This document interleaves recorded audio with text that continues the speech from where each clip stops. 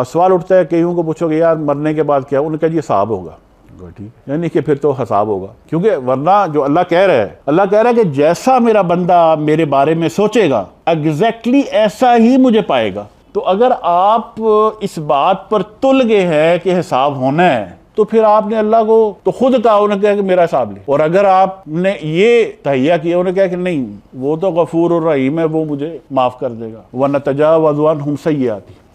تجاوز ہوتا ہے کسی چیز کو دیکھی اندیکھی کر دی، تو وہاں پر بھی نتجاوز جو قرآن میں اللہ کہہ رہا ہے کہ ان کی کتابوں کو دیکھا ہی نہیں جائے گا، کیونکہ بس تو یہ تو قرآن ہے، تو یہ تو نہیں ہے کہ، اور پھر ایسے بھی ہے وہاں لکھا ہے لِيَجْزِيَهُمُ اللَّهُ أَحْسَنَ مَا عَمِلُوا وَيَزِيدُهُم مِّن فَضْلِهِ، کہ ان کی جزا ان کے بہترین اعمال میں سے ہوگی، جو سب سے انہوں نے بہتر عمل کیا ہے اس کے مطابق انہیں جزا دی جائے گی، پھر اللہ انہیں اس سے زیادہ ان پر اپنا فضل یعنی کہ انہیں فضیلت دے گا، باقیوں پر ترجیح دے گا، اور بغیر حساب کتاب کے۔ تو قرآن میں یہ تو نہیں ہے کہ یہ لکھا نہیں ہوا کہ بغیر حساب کتاب کے ہم جا نہیں سکتے ہیں، وہاں تو لکھا ہوا ہے۔